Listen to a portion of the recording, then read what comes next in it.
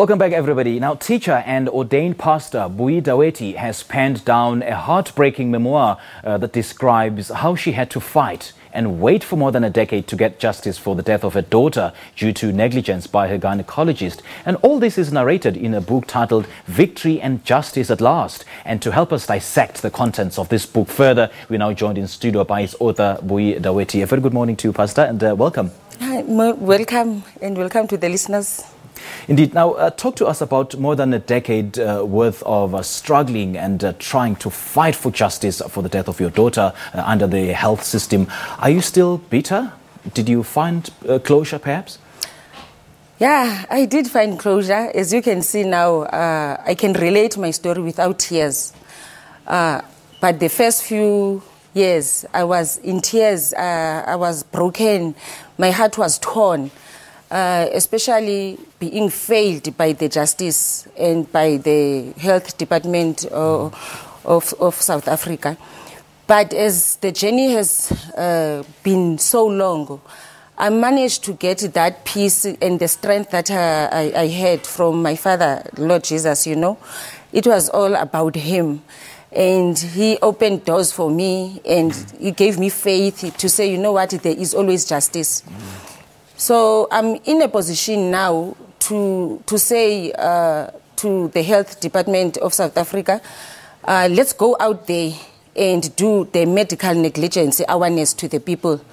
Currently, that's where we are, because we are doing a tour with Advocate Mapolisa, who has been released by health department, by HPCSA.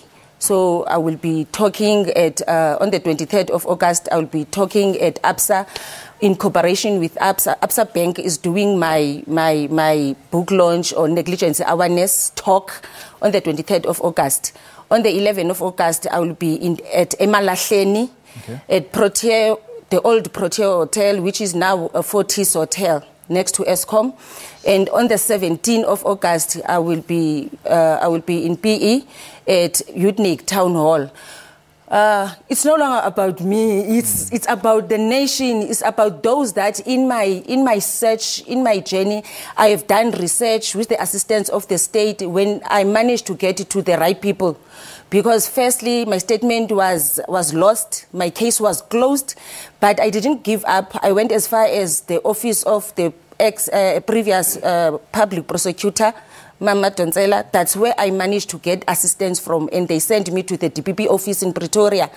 But back in Witbank Court, I managed to get to the senior prosecutor of the court, who didn't know at the time about this case. You've mentioned the health negligence awareness tour. What is it about it? What's the objective of these tours? What is it that you're trying to find out or make us aware of? Okay, my daughter went through so much. The doctor that was delivering her at the time was drunk, number one, and he manipulated her womb with the vacuum extractor and the forceps that he dug my daughter's vagina with, and she had a third degree. That's why he was convicted now for 5 years, and he's. Apparently, the state did the research about the history of similar situation with mine, but it was not found. So this doctor is the first doctor to be convicted for the death of the patient in South Africa. Hence now this is taking the attention of the nation. And what the message that I want to send out there is that to the people that have been suffering, there are others that are sitting there, they don't know the right channels, they didn't have the right resources, no knowledge of what they need to do. Like just one example, I'm proudly to mention one couple, though I'm not going to mention the names. They were giving birth in Kimberley, and it happened that there was no incubators. They were giving birth to the twins, which I also lost 16 days prior to my daughter's death from the same doctor's supervision. So those guys, I've been getting calls due to you guys, due to the media that is giving me the platform. So I'm getting calls to assist those people. And Pastor, this is so depressing. Yes. And as you just mentioned, you went through a lot with you and your daughter. But you say that so many people will be rescued by this book. What do you mean by this?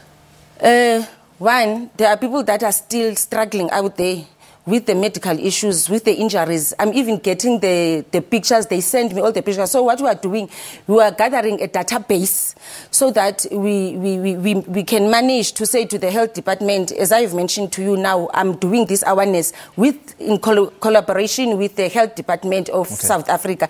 Remember, they failed me. Now I said, come, let's go there. Let's do the corrective measure. Let's assist those people. So there is still justice, and there's still doctors that are good out there. Not all the doctors are negligence, but what we are saying to all the doctors, we say, hang on, we have the right to live, and we have oath that you have, we have committed to. Even the nurses, because there are also nurses that were assisting this daughter who never went to report this situation and the behavior of this doctor and the influence that he was in. They never.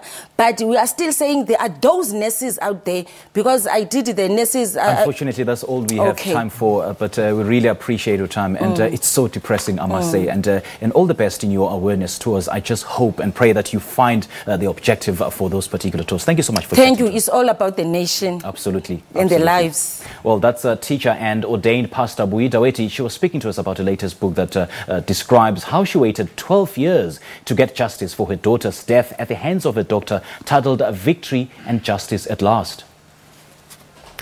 All right, today it's the annual Newtown Festival, which will be taking place